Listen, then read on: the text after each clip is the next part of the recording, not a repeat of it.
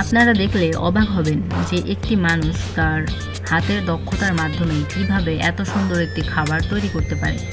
সে প্রথমে একটি মাছ নিয়ে নিল, তারপর এটাকে এমনভাবে কাটার জন্য প্রস্তুত করছে যাতে সে এখান থেকে 2000 পিস মাছ করতে পারে।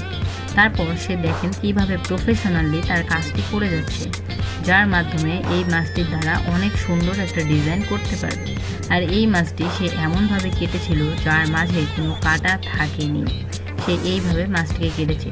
বন্ধুরা, তো আজকের এই ভিডিওটা আপনাদের কাছে কেমন লেগেছে? যদি ভালো লাগে অবশ্যই একটা সাবস্ক্রাইব করে দিবেন আর বেল বাটনটি অন করে দিবেন, যেন পরবর্তীতে ভিডিও দেখা আপনার জন্য সুবিধা হয়।